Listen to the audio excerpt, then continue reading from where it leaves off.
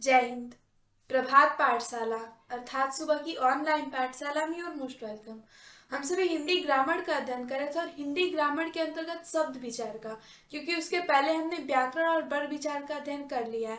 और शब्द विचार के अंतर्गत हम शब्दों का वर्गीकरण का अध्ययन कर रहे थे कि किन किन आधारों पर शब्दों का वर्गीकरण किया गया है, जिसमें हमने चार आधार देखे थे शब्दों के वर्गीकरण के।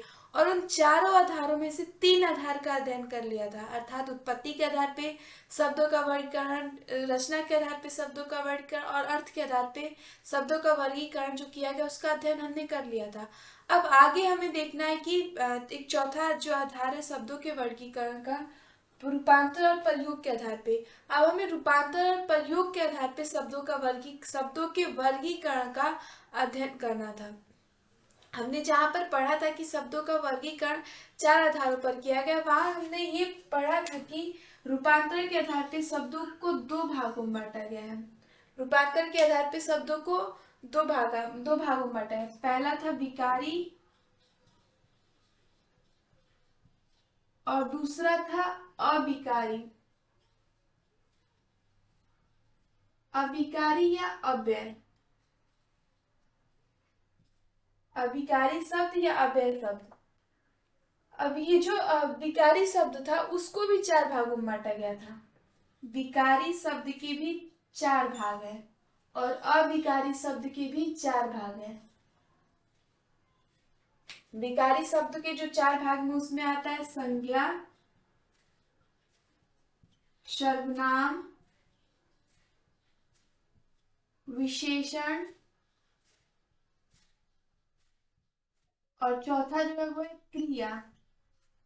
और अविकारी शब्द के भी चार भाग हैं, उसमें आता है क्रिया विशेषण, क्रिया विशेषण शब्द, संबंध बोधक शब्द,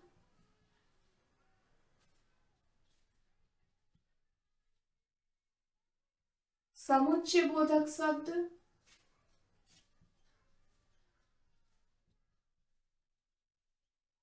और चौथा है विस्मयादि बोधक शब्द।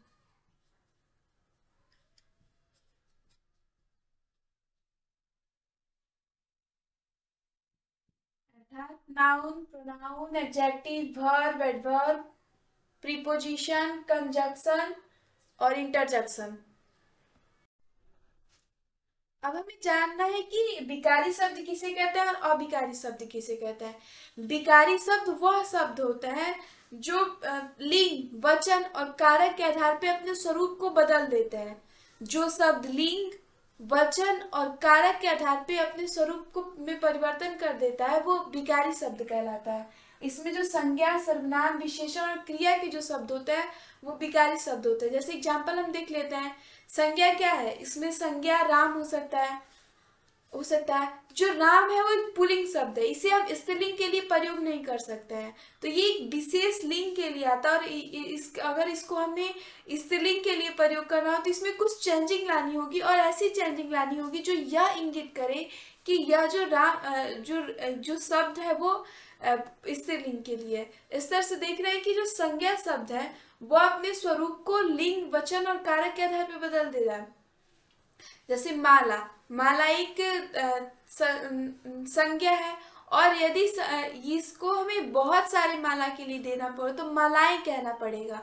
माला एक वचन, मालाएं बहुवचन। इस तरह हम देख रहे हैं कि वचन के आधार पे भी अपने स्वरूप को बदल दे रहा है। ऐसे में ये विकारी शब्द है। सर्वनाम शब्द भी हम देखते हैं उसका, उसका जब हम बोलते हैं तो किसी लड़के के लिए बोलते हैं, जबकि उसकी बोले तो किसी लड़की के लिए। इस तरह से संज्ञा, सर्वनाम, विशेषण और क्रिया ये चारों के एक ऐसे शब्द होते हैं जो लिंग, वचन और कारक के आधार पे अपने आप के स्वरूप को बदलते रहते हैं, तो वो विकारी शब्द होते हैं।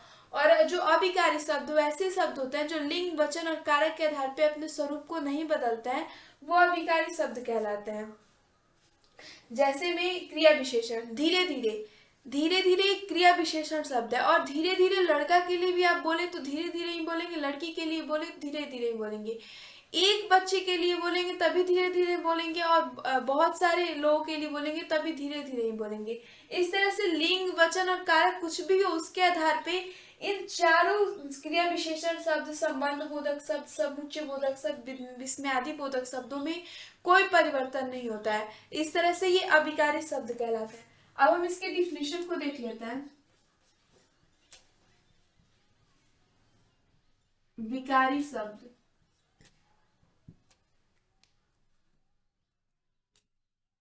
वे शब्द जिनमें लिंग, वचन एवं कारक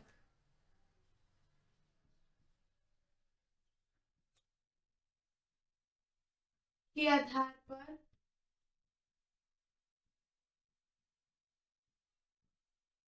उनमें परिवर्तन हो,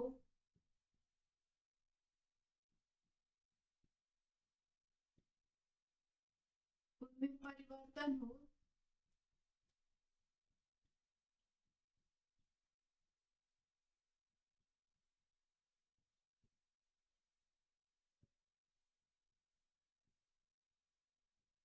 विकारी शब्द कहलाता है। वे शब्द जिनका लिंग, वचन और कारक के आधार पर उनके स्वरूप में परिवर्तन हो, वे विकारी शब्द कहलाते हैं। जैसे में हम बहुत सारे दे सकते हैं। सर्वनाम, संज्ञा के जो शब्द हो गए, सर्वनाम के जो शब्द हो गए, विशेषण के जो शब्द हो गए और क्रिया के जो शब्द हो गए। अब ठीक इसके पलट मतलब इससे विपरीत है कि जो अविकारी शब्द होते हैं, यहाँ सिर्फ हम लिख देते हैं, ठीक उसके उलट होता है अविकारी शब्द। और ये जो अविकारी शब्द होते हैं उसमें लिंग, वचन और कारक के आधार पर उनमें कोई परिवर्तन नहीं होता है। और जितने भी क्रिया विशेषण, संबंध बोधक, समुच्चय बोधक और विस्मयादि बोधक के जो शब्द होते हैं वो सब अविकारी शब्द के अंतर्गत आते हैं। इस तरह से हमने जो शब्दों का चार आधार पे वर्गीकरण जो जिसके बारे में हमने पढ़ा था, उस चारों का वर्गीकरण को हमने अध्ययन कर लिया। अब ये जो संज्ञा, सर्वनाम, विशेषण, क्रिया, ये सब भी अपने आप में एक मतलब बहुत बड़ा बड़ा टॉपिक है जिसका अध्ययन हमें करना होता है। तो आगे हम जो विकारी शब्द संज्ञा है उसका अध्ययन करेंगे। That's all. जय।